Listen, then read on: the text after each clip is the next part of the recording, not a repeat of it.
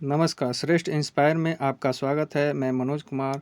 आज हम लोग देखेंगे बायोलॉजी के अंतर्गत पौधे ऑक्सीजन का उत्पादन कैसे करते हैं।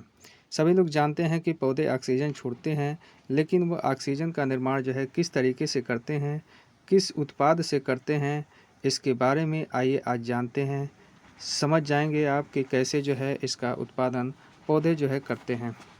आप जानते हैं कि वायुमंडल हमारे चारों तरफ है पृथ्वी के, और इस वायुमंडल में जो है एक गैस होती है जिसका नाम है कार्बन डाइऑक्साइड, CO2 जिसे कहते हैं। और यह पौधा है, यह पौधा जो है कार्बन डाइऑक्साइड का उपयोग करता है भोजन के निर्माण के लिए। साथ ही यहाँ से मिनरल्स यानी कि जड़ों के माध्यम से जो है पौधा मिनरल्स और जल को ग्रहण करता है, H2O को जो है ग्रहण करता है। और पौधों में जल खनिज लवण ले जाने के लिए एक विशेष संरचना होती है जिसे जाइलम कहा जाता है। वहीं फ्लोएम भी होता है जो पके हुए भोजन को जो है विभिन्न क्षेत्रों में पौधे के ले जाता है, विभिन्न भागों में ले जाता है। तो आइए इसको समझते हैं। यहाँ पे वायुमंडल से देख रहे हैं कि कार्बन डाइऑक्साइड पौधा ग्रहण करता है और जाइलम के माध्यम से खनिज लवण और H2O जड़ के माध्यम से पौधा ग्रहण करता है और सूर्य प्रकाश की उपस्थिति में यानी सनलाइट को ग्रहण करता है। और इस तरीके से इन तीनों चीज़ों को लेकर यह क्लोरोफिल की उपस्थिति में पौधा जो है भोजन का निर्माण करता है। और भोजन का जब निर्माण करता है तो इसके कारण से ऑक्सीजन मुक्त होता है और शुगर मुक्त होता है, साथ ही H2O कुछ मुक्त होता है। और यह जब शुगर यानी कि यह भोजन के रूप में निकलता है और यह जो है फ्लोएम के माध्यम से पौधे के विभिन्न भागों में जो है पहुंचा दिया जाता है। जब अधिक हो जाता है शुगर यानी ग्लूकोज जो है पौधों की क्षमता से या एनर्जी लेने की क्षमता से ज़्यादा हो जाता है, तो यह चेंज हो जाता है किस रूप में, स्टार्च रूप में चेंज हो जाता है। और यह प्रयोग कर लिया जाता है पौधों के लिए, ग्रोथ के लिए और उनकी रिपेयरिंग के लिए, मरम्मत के लिए। तो इस तरीके से यह पूरी प्रक्रिया समझे कि पौधे जो है वायुमंडल से कार्बन डाइऑक्साइड और जड़ों के माध्यम से H2O और खनिज लवण और सूर्य प्रकाश ग्रहण करते हैं पौधे, और इस अवस्था में क्लोरोफिल मौजूद रहता है। तब जाकर जो है यहाँ पे भोजन जो है बनता है और साथ ही उत्पाद के रूप में ऑक्सीजन जो है यहाँ पे निकलता है।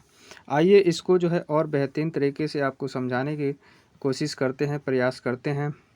देखिए, जो क्लोरोफिल होता है वह क्लोरोफिल यहाँ पे बनाया गया है। क्लोरोफिल एक दोहरी झिल्ली का होता है। ये दोहरी झिल्ली आप देख पा रहे होंगे। इस क्लोरोफिल को क्लोरोफिल को जो है अर्ध स्वायत्त अंग भी कहा जाता है, क्योंकि इसमें DNA पाया जाता है। DNA पाया जाता है, इसके कारण से इसे सेमी ऑटोनोमस बॉडी या ऑर्गेनल्स कहा जाता है। इसमें जो है दो तरह की रिएक्शन होती है, एक लाइट रिएक्शन, दूसरा डार्क रिएक्शन। लाइट रिएक्शन यहाँ पे देख रहे हैं, यह इसमें एक संरचना होती है सिक्कों के जैसे, जिसे हम थैलाकाइट कहते हैं। वहीं डार्क रिएक्शन इसके स्ट्रोमा में होती है। स्ट्रोमा अर्थात मैट्रिक्स होता है। इसमें जो है डार्क रिएक्शन की प्रक्रिया जो है संपन्न होती है। तो आइए इसको समझाते हैं। जैसे सनलाइट आता है तो इस स्ट्रोमा में उपस्थित यह जो थैलेकाइड होता है, यहाँ पे जो है लाइट पड़ती है, जिसके कारण से यहाँ पे जल भी रहता है। यहाँ पे जल जो है टूटता है यानी स्प्लिट वाटर, जिसके कारण से यहाँ पे ऑक्सीजन जो है रिलीज हो जाती है।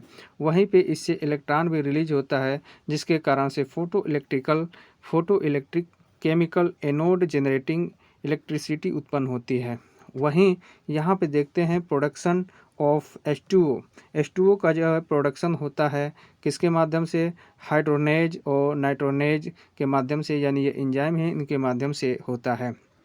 जब इसमें एनर्जी उत्पन्न हो जाती है, ऊर्जा उत्पन्न हो जाती है, तो यह जो है ट्रांसफ़र होती है। स्ट्रोमा में ही एक चक्र चलता है जिसे कैल्विन साइकिल कहते हैं।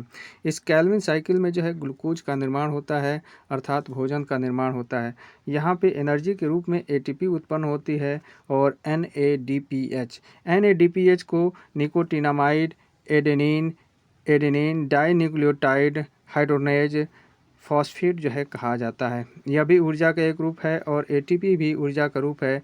यह केल्विन साइकिल में जाते हैं केल्विन साइकिल को चक्र को पूरा करने के लिए। केल्विन साइकिल में एक तरफ से कार्बन डाइऑक्साइड जो है इसमें प्रवेश करता है और एक तरफ से एनर्जी, जिसके कारण से यहाँ बायोफ्यूल के रूप में रिडक्शन कार्बोहाइड्रेट कंपाउंड्स का होता है। और इसके साथ ही जब रिडक्शन हो जाता है तो यहाँ पे शुगर के रूप में यानी उत्पाद के रूप में शुगर उत्पन्न होता है या ग्लूकोज उत्पन्न होता है, जो भोजन के रूप में प्रयोग किया जाता है पौधों के द्वारा।